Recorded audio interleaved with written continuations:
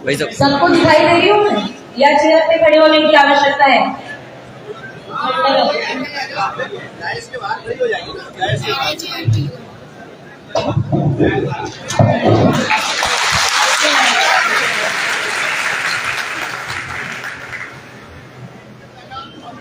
मंच पर उपस्थित परम आदरणीय न्यायमूर्ति विश्वलिया जी, परम आदरणीय महावीर सिंह लोधी जी, परम आदरणीय सुरेंद्र सिंह लोधी जी, मेरे पिता परम आदरणीय राजेश राजपूत जी, परम आदरणीय प्रीतम सिंह लोधी जी, परम आदरणीय चंद्रभान सिंह जी, परम आदरणीय पूरन सिंह जी, परम आदरणीय संतोष प्रजापति जी, परम आदरणीय सुखनंदन पटेल जी, परम आदरणीय किशोर सिंह लोधी जी, परम आदरणीय लाखन सिंह लोधी जी, परम आदरणीय पूर्व सांसद कंकर गुंजारे जी, सागर से भी कई लोग पधारे, आदरणीय गजेंद्र लोधी जी, अरविंद लोधी जी, राजकुमार लोधी जी, मंच पर उपस्थित सभी आदरणीय गण, बहनों और भाई, पत्रकार बंधु। गूंजे गगन में, महके पवन में सद्भावना, मौसम की बाहें, दिशा और राहें सब हमसे चाहे, सद्भावना, सद्भावना और सद्भावना। सर्वजन हिताय और सर्वजन सुखाय की सद्भावना के साथ सर्वप्रथम साधना भक्ति बुंदेलखंड की इस पावन धरा को श्रद्धा से नमन करती है, श्रद्धा से नमन करती है। बुंदेलखंड की ये भूमि मेरे पूर्वजों की जन्मभूमि और कर्मभूमि रही है। बुंदेलखंड के दमों के पथरिया से मेरे पूर्वज और पुष्पों का संबंध रहा है। यहाँ से मेरे अतीत की यादें जुड़ी हैं और इसीलिए मैं हमेशा कहती हूँ कि अगर आदरणीय उमा भारती जी इस बुंदेलखंड की बड़ी बेटी है तो ये लोधी साधना भारती इसी बुंदेलखंड की छोटी बेटी है। और आपकी छोटी बेटी साधना भारती ने मात्र 2.5 वर्ष की उम्र से लेकर अपने पिता लोधी राजेश राजपूत जी की उंगली पकड़कर देश भर के संत समाज के सम्मानीय व्यक्तित्वों के सानिध्य में सामाजिक, आध्यात्मिक और राजनीतिक क्षेत्रों में बड़े-बड़े मंचों से हजारों जनसभाओं रैलियों को संबोधित किया है। मुझे बड़े-बड़े मंचों से बोलते हुए आज 25 वर्षों से ज्यादा हो गए हैं और इन 25 वर्षों में आपकी बेटी साधना भारती ने सनातन के सर्वोच्च संस्कार, सनातन के सर्वोच्च सिद्धांत वसुधैव कुटुंबकम अर्थात सारा संसार हमारा परिवार है को आत्मसात करने का काम किया। वैसे तो मैं एक राजनीतिक पार्टी से संबंध रखती हूँ, एक राष्ट्रीय पार्टी कांग्रेस की राष्ट्रीय प्रवक्ता हूँ, परंतु आज किसी राष्ट्रीय पार्टी की राष्ट्रीय प्रवक्ता की हैसियत से यहाँ पर नहीं आई हूँ। क्या मैं Akhil Bharatiya OBC SC ST न्याय संचालन अभियान की मुख्य संचालक के रूप में आपके बीच में आई और आपकी बेटी के रूप में आपके बीच में आई और आज मैं यही कहूंगी कि मैं जीवन पर्यंत मानवता के मूल मंत्र को आत्मसात करते हुए हमेशा जीवन पर्यंत आगे बढ़ने का काम करूंगी और कभी भी अपने अलग स्वार्थों की आपूर्ति के लिए मनुवादियों और गौरसेवादियों की कठपुतली नहीं करूंगी, सर्वजन हिताय और सर्वजन सुखाय के सिद्धांत को सार्थक करने का प्रयास करूंगी। आज सद्भावना की भावना को बरकरार रखते हुए, आज सामाजिक सद्भावना को बरकरार रखते हुए आज आप लोगों से यही कहने के लिए आई हूँ, आज आप लोगों को यही बताने के लिए आई हूँ, आपसे यही कहना चाहती हूँ कि जब स्वार्थी अहंवादी कुटिल व्यक्तित्व रखने वाले लोग किसी समाज या किसी देश में अपना प्रभुत्व कायम करने के मत में चूर होकर विवेक शून्य हो जाते हैं, तब तक जनता का संतोष उभरता है, तब तक जनता का संतोष उनके झूठे मुकदमों पर पहुंचता है, उनकी कथनी और कथनी की दुलाई साल का पर्दाफाश करता है।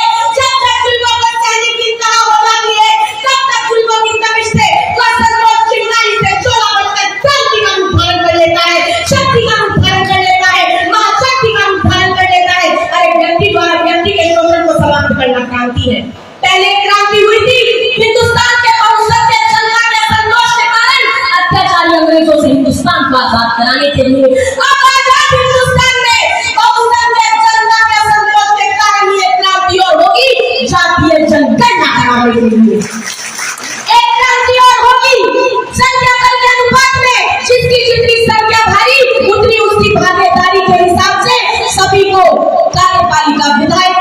मीडिया सहित निजी क्षेत्रों में सभी को बराबर की जिम्मेदारी दिलाने के लिए न्याय व्यवस्था से कॉलेजियम सिस्टम हटाकर भारतीय न्याय आयोग का गठन कराने के लिए और साथ ही साथ अति अंधविश्वास को मिटाने के लिए, पाखंडवाद को समाप्त करने के लिए, विज्ञानवाद को समझाने के लिए और संविधानवाद को आत्मसात कराने के लिए, संविधानवाद को आत्मसात कराने के लिए मैं तो यही कहूंगी आपसे कि साधना भारती ने तो पढ़ लिया है और आपसे भी चाहती हूँ कि आप भी पढ़ ले।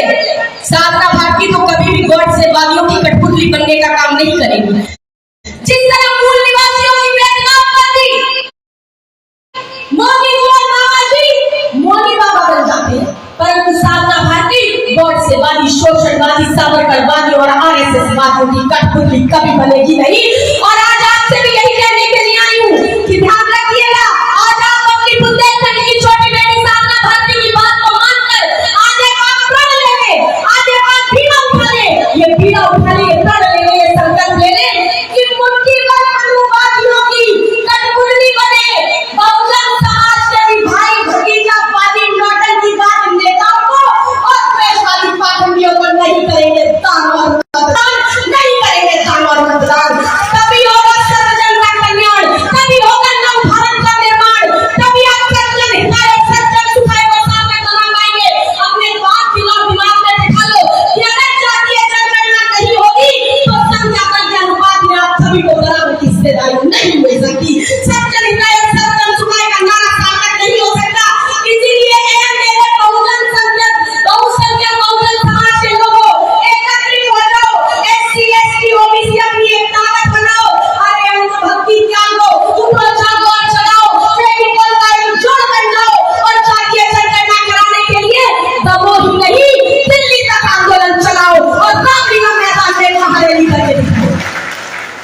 आज साधना भारती पूछना चाहती है कि जब संसद गुगली और शासन बहरा होने लगता है और कलम की आजादी पर भी पहरा होने लगता है, तब अंतर आ ही जाता है शब्दों की परिभाषा में और साधना भारती को चिल्लाना पड़ जाता है अंगारों की भाषा में। मैं पूछना चाहती हूँ कि जब प्रीतम लोधी जी ने पाखंडवाद पर बोलते हुए कुछ अमर्यादित शब्द कह दिए, उसके बाद उन्होंने समस्त जनता के समक्ष माफी मांग ली, परंतु उन्हें माफ नहीं किया गया। बीजेपी के द्वारा प्रीतम लोधी जी को पार्टी के बाहर का रास्ता दिखा दिया गया। यही नहीं, उन पर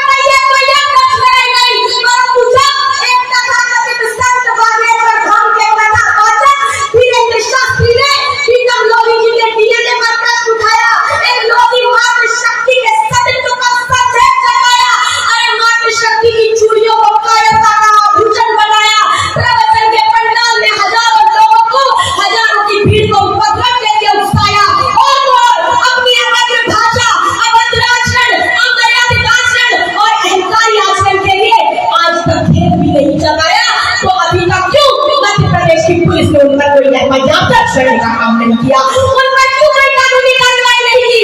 अरे बेटी बचाओ बेटी पढ़ाओ की खोखली बातें करने वालों, इस बुंदेलखंड की छोटी बेटी साधना भारती की कब्र मांगे मध्य प्रदेश की मामा सरकार से, नरोत्तम मिश्रा जी से कि अरे आगे आइए और एक मातृशक्ति के सत्य पर संदेह जताने वाले, अमर आचरण को अपनाने वाले वीरेंद्र शास्त्री पर कानूनी कार्रवाई कराओ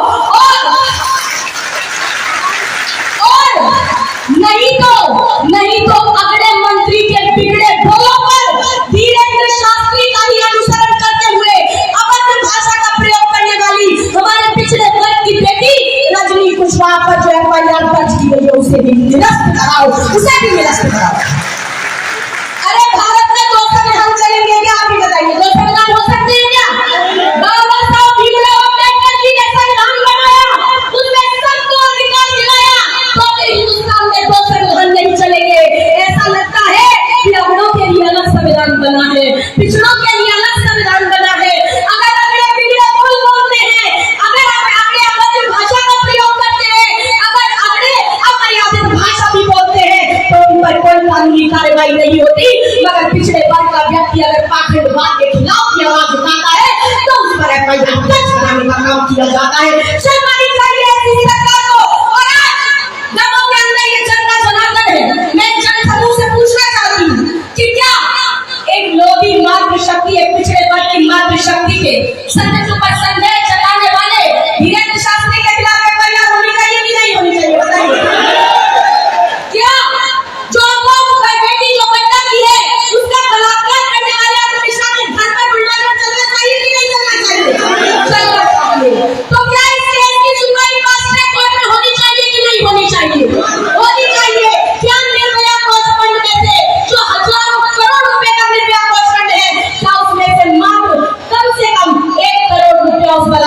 पीड़िता को मिलना चाहिए कि नहीं मिलना चाहिए? मिलना चाहिए। तो और पूछना चाहती हूँ कि क्या ये जो न्याय व्यवस्था में कॉलेजियम सिस्टम है, इसको समाप्त करके भारतीय न्याय आयोग का गठन होना चाहिए कि नहीं होना चाहिए? क्या मोदी जी की पूर्ण बहुमत पर सरकार है? क्या मोदी जी को आगे आकर आरक्षण के लिए सबकी जितनी जिसकी संख्या भरी उतनी उसकी भागीदारी के आधार पर सबको आरक्षण दिलाने के लिए लोकसभा और लोकसभा के दोनों सदनों में अध्यादेश लाकर उसको पारित कराना चाहिए कि नहीं कराना चाहिए? क्या एससी एसटी ओबीसी को उनका अधिकार दिलाना चाहिए कि नहीं दिलाना चाहिए? अगर दिलाना चाहिए तो आप लोगों को एकत्रित होना होगा। मेरे दादाजी के साथ में कई बार बाजार जाती हूँ। एक दिन बाजार जा रही थी तो ठेले पर कुछ अंगूर रखे हुए थे, कुछ टूटे हुए अंगूर थे और कुछ अंगूर गुच्छे में थे। तो जो गुच्छे में अंगूर थे तो मेरे दादाजी ने पूछा, भाई अंगूर कितने रुपए किलो है? कहा ये तो 100 रुपए किलो है। कहा अच्छा ये टूटे हुए अंगूर कितने रुपए किलो है? कहा ये तो 25 रुपए किलो है। तो मेरे दादाजी ने कहा हाँ भाई ये टूटे हुए अंगूर कम मीठे होंगे, इनमें रस नहीं होगा, ये पीले होंगे, इसीलिए तो सस्ते दे रहे हैं। तो दुकान वाले ने कहा, ठेली वाले ने कहा नहीं नहीं बाबूजी, ये टूटे हुए अंगूर भी उतने ही मीठे हैं जितने ये गुच्छे में लगे हुए अंगूर हैं, परंतु अंतर इतना है कि आज ये अपने गुच्छे से अलग हो गए, इसलिए इनकी कीमत चौथाई हो गई है। इसीलिए ध्यान रखिएगा, अगर एकत्रित रहोगे तो कीमत 100% आती जाएगी, टूट जाओगे पिघल जाओगे तो आपकी कीमत चौथाई हो जाएगी। इसीलिए अपनी कीमत को बढ़ाना है तो एकता के साथ आगे आना होगा, एकत्रित होना होगा। अरे साधना भारती तो यही कहती है कि हम सबका एक ही नारा है कि भारत देश हमारा है, प्राणों से भी प्यारा है, हम बहुजन भारत के वासी हैं और हम ही मूल निवासी हैं। भारत पर शासन करना हमारा जन्म सिद्ध अधिकार है और उसे हम लेकर रहेंगे और लेकर रहेंगे। लेकिन उसके लिए एकत्रित होना होगा, आगे आना होगा। मैं यही कहना चाहती हूँ, ये वही दमोह है, आदरणीय बहादुर सिंह जी यहाँ बैठे हुए हैं। उन्हें याद होगा 13 अप्रैल 2003 जब मैं दमोह में छोटी सी बचपन में आई थी और दमोह के तहसील मैदान में विशेषकर लोधी समाज का सम्मेलन था और लोधी प्रांतीय एकता महासम्मेलन को संबोधित करते हुए मैंने कहा था कि क्या कारण है कि दमोह में लोधी समाज विशाल संख्या में मौजूद है मगर यहाँ पे कोई लोधी सांसद नहीं बन पाता। एक मिनट, लोधी सांसद नहीं बन पाता। तब मैंने ये देखा कि उस समय कारण स्पष्ट था, अंधभक्ति का प्रभाव और एकता का अभाव। परंतु उस समय मैंने एकता के कई दृष्टांत देते हुए दमोह के लोधी समाज को जगाने का संकल्प किया और ये कहा कि अगर लोधी समाज अपने आपसी मतभेद भुलाकर एकता का महामंत्र आत्मसात कर लेगा तो किसी भी कीमत पे 2004 में लोधी समाज का व्यक्ति दमोह से सांसद होगा।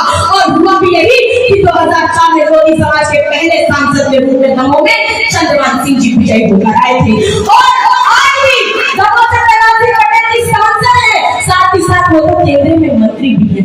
इसीलिए आज इस दमोह के अनाज मंडी प्रांगण में आई हूँ और कई जगाने के चेतना का संचार करने आई हूँ, जागरूक करने का संचार करने आई हूँ कि एससी एसटी ओबीसी के लोगों एकजुट बन जाओ और जातीय जनगणना कराने के लिए अपने मोहल्लों अपने घरों की दीवारों पर जातीय जनगणना कराने के स्लोगन लिखाओ, अपने सोशल मीडिया से जातीय जनगणना कराने की वीडियो बनवाओ, साथ ही साथ अपने घरों से वीडियो बनाकर मांग पत्र लिखकर महामहिम राष्ट्रपति जी तक पहुंचाओ और इस आंदोलन को दमोह तक या छतरपुर तक या सागर तक सीमित नहीं रखना है। इस आंदोलन को बढ़ाकर महारैला हमें रामलीला मैदान में दिल्ली से करना है। इस संकल्प के साथ आगे बढ़ जाओ और देश के प्रधानमंत्री मोदी जी का भी तो मौत बढ़ाओ, क्योंकि हमारे देश के प्रधानमंत्री जी जब चुनाव में जाते हैं तो अपने आप को ओबीसी का बताते हैं। हमारे मुख्यमंत्री जी जब चुनाव प्रचार में माता जी जाते हैं तो अपने आप को पिछड़े वर्ग का बताते हैं। अरे अगर आप पिछड़े वर्ग के हैं तो आगे आइए। नरेंद्र मोदी जी आपकी तो पूर्ण बहुमत की सरकार है, आप अध्यादेश लेकर आइए और संख्या बल के अनुपात में जिसकी जितनी संख्या भारी उतनी उसकी भागीदारी दिलाने का विधेयक पारित कराने का काम करके दिखाइए। और अगर आप ऐसा नहीं कर सकते, आप समान शिक्षा नीति लागू नहीं कर सकते, आप न्याय व्यवस्था से कॉलेजियम सिस्टम नहीं लेकर सकते, आप एससी एसटी ओबीसी को उनका अधिकार नहीं दिला सकते, तो फिर चुनाव में अपने आप को ओबीसी बताकर एससी एसटी ओबीसी के समाज को और मत सताइए, मूल निवासियों को और मत सताइए। एक आह्वान और करना चाहती हूँ, कठिन है परंतु करना पड़ेगा। जितने भी बहुजन समाज के जो सत्ताधारी सांसद, विधायक, मंत्री बन के सत्ता में विराजमान है, परंतु जो जातीय जनगणना कराना नहीं चाहते, जो कि जातीय जनगणना में रोड़ा बनने का काम करते हैं, जो कि मनुवादियों की कठपुतली बनकर बैठकर काम करने का कार्य करते हैं, ऐसे बहुजन समाज के भाई भतीजावाद नौटंकीबाज नेताओं को आप हराने का काम करके दिखाइए। उन्हें मतदान मत कीजिए, उन्हें सबक सिखाइए। और मैं यही कहूंगी कि बहुजन समाज में, मूल निवासियों के समाज में प्रतिभाओं की कमी नहीं है, ऊर्जावान प्रतिभाएं हैं, कर्मठ कर्मवीर व्यक्तित्वों की कमी नहीं है, परंतु अभी भी बहुजन समाज को एक निर्भीक, निष्पक्ष, निडर और निस्वार्थी सशक्त सेनापति की आवश्यकता है। जब तक हम सशक्त सेनापति नहीं होगा तो हमारी बहुजन समाज की जीत कैसे सुनिश्चित होगी? क्योंकि जो हमारे नेता है बहुजन समाज के, दशकों से स्वयं को सेनापति अपने आप को समझ कर बैठे हैं, वो तो मात्र केवल अपने उद्देश्यों की पूर्ति के लिए बैठे हैं, स्वार्थों की पूर्ति के लिए बैठे हैं। और इसीलिए मैं भी यही कहूंगी उन नेताओं से भी कि आप भी आगे बढ़ आइए, और अगर वो अपनी बुद्धि और विवेक का दायरा अपने भाई भतीजावाद और स्वार्थ से आगे बढ़ाकर कर्मवीर व्यक्तित्वों और ऊर्जावान प्रतिभाओं तक नहीं। आइए लोधी क्रांति सेना से जुड़कर समाज पर हो रहे शोषण अत्याचार की आवाज बुलंद करने एवं शिक्षा रोजगार के प्रति प्रेरित करने में सहयोगी बने।